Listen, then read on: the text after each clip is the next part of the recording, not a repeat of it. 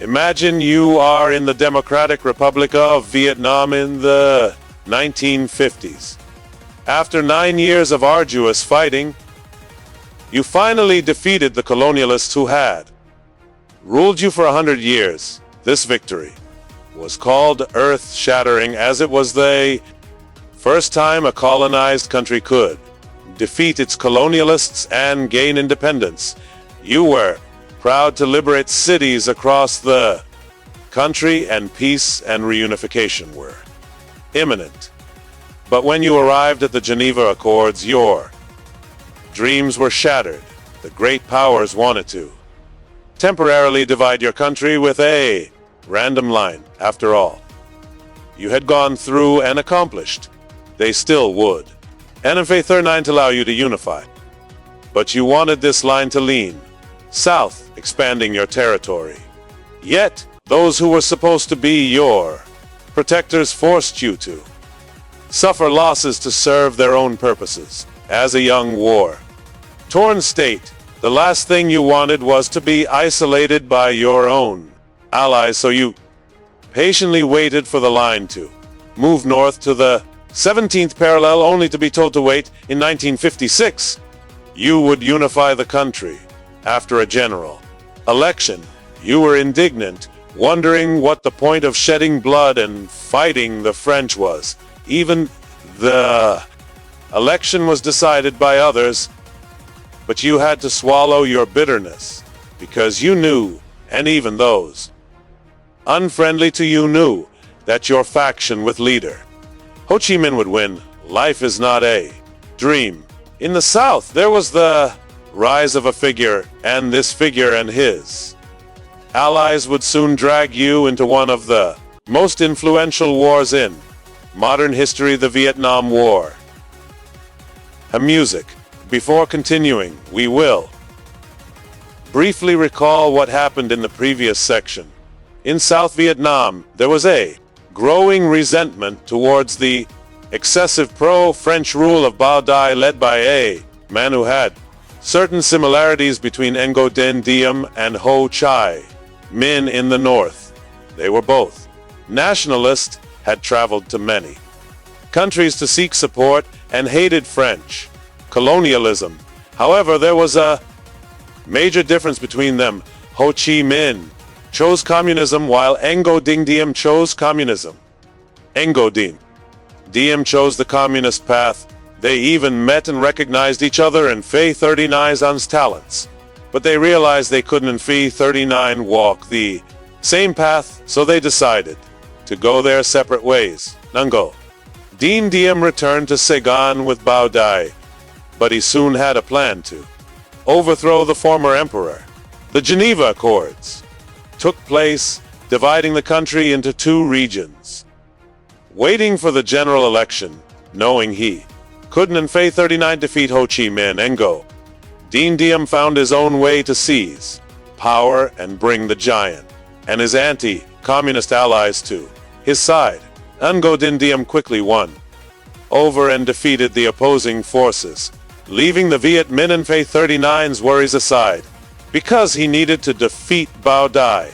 Meanwhile, the U.S. was implementing a propaganda plan for those who migrated under the Geneva Accords, which we mentioned earlier but didn't in 39T have time to discuss in more detail. The fear of communism among these people wasn't in Phi 39 unfounded, partly because they were loyal to the French and feared Viet Minh retaliation, but mainly because of things like that. In this newspaper, the Americans painted a picture of the North as hell in black and white, depicting exploitation, while in the South it was the blue of hope and paradise for the farmers. They incited Catholics, claiming that God had left the North for the South. Many believed this and went to the South to escape communism or to follow God. Ngo Dinh Diem expected many people to go to the South, but he didn't in Phi 39T expect so. Many, 75 of them, were Catholics, and Ngo Dinh Diem, a Catholic, believed they were the core of his future power. He welcomed them with open arms. In the short term, Ngo Dinh Diem did quite well in receiving the migrants, but in the short term it didn't in Faith 39 give him a happy ending. Okay, with what he had done, Ngo Dinh Diem soon became a superstar in the South. The Americans who shared his intention to sabotage the Geneva Accords didn't Faith 39 like Ngo Dinh Diem, but with Diem and Hay 39's raise they couldn't and Faith 39 find anyone more suitable than him. Ngo Dinh Diem succeeded in forcing people the U.S. was on our side, as later U.S. President Johnson once said, and quote, Diem is the only one we have, pun unquote. Whether you like him or hate him, you have to admit that Ngo Dinh Diem was truly a talented diplomat, but if only he had also been a skilled policymaker. Ngo Dinh Diem overthrew Bao Dai in a referendum with an overwhelming victory. Even the Americans sensed his dictatorship from that moment on. The most important thing for those who cared was that Ngo Dinh Diem was preventing communism from spreading to the South. Meanwhile, in the North, they were angry because the Geneva Accords had been broken, but they remained patient because Ho Chi Minh believed they could still find a negotiated solution instead of war. And Saigon Ngo Dinh Diem began implementing reforms to build a strong state capable of confronting the North. We will talk about the positive aspects first. Okay. As a country heavily supported by the U.S., the Republic of Vietnam inevitably had to import most of its goods from the U.S. and other sources. Ngo Dinh Diem, who belonged to the U.S., wanted to change this. He advocated for self-industrialization instead of relying on imports. This helped domestic industries become more self-reliant and stimulated production. Look here, during Ngo Dinh Diem and Thay 39's rule, the growth rate remained positive. We must acknowledge this from the Saigon government, but the chaos caused by other policies completely undermined the positive things Ngo Dinh Diem achieved, and he himself paid the price. In the North, there was land reform, while in the South there was land reform. Land reform caused chaos, while land reform ignited discontent. These are some aspects of Ngo Dinh Diem and 39's land reform. We want Bay 39 delve into a detailed analysis, as it would complicate things and cause confusion. You just need to understand it. Simply, Ngo Dinh Diem didn't and Faith 39 implement many reforms. The first two were already introduced by Bao Dai during his time in office. The next two weren't in Faith 39 really effective due to loopholes. For example, they could easily circumvent the law simply by transferring ownership to family members. Essentially, these measures were merely a way to restore the French colonial system of landowners and tenant farmers who had spent their lives fighting the French were now forced back into the French land system. If you were them, what would you do?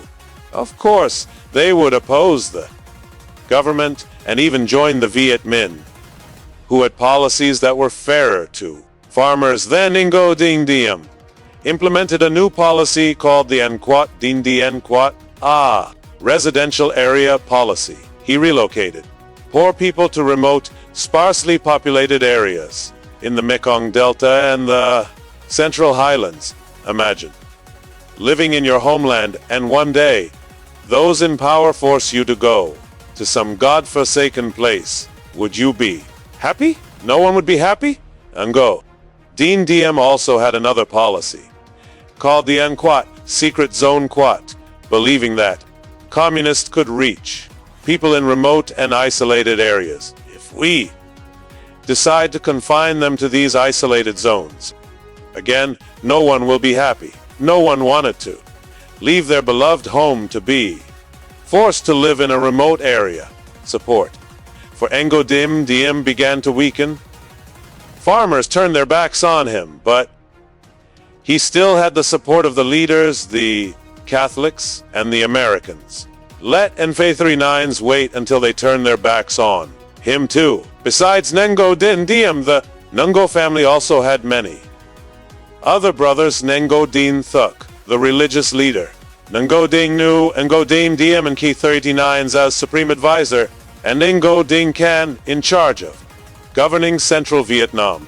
The Ngo Dinh Diem government was promised a regime of freedom and democracy, but democracy was nowhere to be seen. They only saw an increasingly dictatorial Ngo Dinh Diem and a family-run regime, with power falling into the hands of the Ngo brothers. Together, the Ngo Dinh Diem brothers tightened their grip on power with blood and violence. Fear spread throughout the public. The soldiers began to become disgruntled. There were attempts at political repression by the military, one of which failed in 1960 in a bombing. They tried to assassinate Ngo Dinh Diem in 1962, but failed. They will try again until they succeed. We used to say Ngo Dinh Diem put aside concerns about the Viet Minh to focus on building power, right? Now that he has power, Ngo Dinh Diem and his brothers began a campaign of anti-communism and extermination. They sent their elite to search everywhere, terrorizing those who followed communism. It was a bloody and brutal campaign. This is how the Diem brothers dealt with those who followed communism. Do you think this is a medieval punishment? No, it happened only 60 years ago.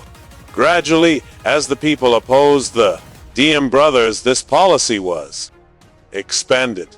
If you were a communist, you were executed. If you were an opponent, you were also executed. No one was spared. Those who were not communists now became communists. The Hanoi government, faced with the brutality of Saigon, established the National Liberation Front of South Vietnam. Ngo Dinh Diem didn't Ngo 39 like that name. He called them Viet Cong, both to insult them and to deceive the people. The Viet Cong were not the Viet Minh, the people of South Vietnam, who were respected for driving out the French. The final blow that sent Ngo Dinh Diem to his grave was his anti-religious policy. The President of the Republic of Vietnam was a Catholic, and he believed Catholicism should be the dominant religion in the Republic of Vietnam. If you are Catholic, you have a high chance of being promoted. If you are a Catholic serving in the Republic of Vietnam Army but are worried, you and Ngo 39 re not good enough, done in 39 worry, your superiors will prioritize you over those who are talented but not religious. If you are not religious but want to advance it in 39's, not too late to convert. Ngo Dinh Diem 39's as favoritism towards Catholics also meant that other religions had to yield to maintain their dominance. The Catholics in power terrorized religious freedom, suppressing other religions. Those who suffered the most were Buddhists, the most numerous religion in South Vietnam. From Hue to Saigon, shooting, looting, and arson occurred everywhere. Buddhist followers began protesting against Ngo Dinh Diem. Although the protests were non-violent, Ngo Dinh Diem preferred to use violence against non-violence. A Buddhist monk even self-immolated to protest the government. His name was Thich Quang Duc. Would his sacrifice and that of the Buddhists bring religious peace to South Vietnam? It remains to be seen, but whether they could change anything was crucial. On the one hand, students, young intellectuals, and Buddhist followers joined the protests against Ngo Dinh Diem. The army also joined the wave of anger, and international public opinion also joined in, condemning the Saigon regime. Meanwhile, the Americans began to lose faith in Ngo Dinh Diem. They believed that if Ngo Dinh Diem continued to rule, discontent would erupt and South Vietnam would fall into the hands of the communist regime. Some even began to want to send troops directly into the South. However, Ngo Dinh Diem refused these suggestions. The Diem brothers did not want direct American intervention in the South, and they even had contacts with Hanoi to find a peaceful solution. Regarding the reunification of Vietnam, there are many different sources that say different things, so you may encounter sources that contradict what we have just said. However, one thing is certain. The Americans no longer wanted Ngo Dinh Diem to remain in the presidential palace. The people of South Vietnam knew, the South Vietnamese generals knew, and the Americans also knew that Ngo Dinh Diem and Phe 39's end was near. One afternoon in early November 1963, General Dong Van Minh and his associates organized a coup against Ngo Dinh Diem. They had carefully planned it. They persuaded Ngo Dinh Diem and Phe 39 as loyal generals to join them. Together they blocked all roads leading to Saigon, surrounding the capital of the Republic of Vietnam, preventing anyone from coming to their rescue. They did not immediately attack the presidential palace. Duong Van Minh hoped Ngo Dinh Diem would surrender and resign the next morning. As soon as the sun rose, General Minh and Phe 39's wish came true. Ngo Diem agreed to surrender. The Americans guaranteed his safety, but Ngo Dinh Diem was not allowed to remain in Southeast Asia any longer. He was to be taken to the Philippines, a place under American control, and then exiled to a very distant place. No one wanted him to return and seize power again, but at 8:00 a.m. that day, when Duong Van Minh entered the presidential palace, they found no president. Ngo Dinh Diem and Ngo Dinh Nhu had escaped. Minh ordered a search throughout Saigon. Just 2 hours later, the two brothers were found in a church in the Cholon area. If you ever visit Ho Chi Minh City, the present-day name for Saigon, you can still find the table where the Ngo brothers were arrested before being escorted away. The Americans had long lost patience with Diem. They allowed and advised Duong Van Minh to organize a coup, but they did not want Ngo Dinh Diem killed.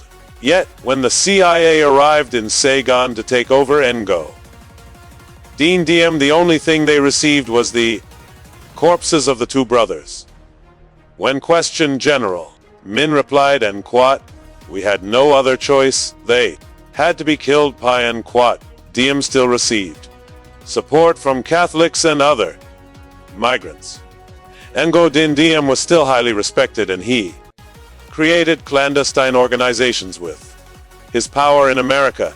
People were shocked by the deaths of Diem and Diem, but the most shocked was President Kennedy, the first Catholic president of America, who watched a Catholic president in the nation they created being assassinated. Coincidentally, just a few days later, Kennedy himself was assassinated. The death of Ngo Dinh Diem did not stabilize South Vietnam. It only brought chaos, caused by divisions within the military over whether or not to kill their brothers. They staged coups, then more coups. The Republic of Vietnam threw itself into the fire, weaving a circle of fire. Meanwhile, in Washington, growing impatient with the South Vietnamese government and the opposing policies of Johnson and Kennedy, they decided they could not trust the Saigon government. It was time for them to directly participate in this war. Hem music, some music, I. Hem music. Hem music.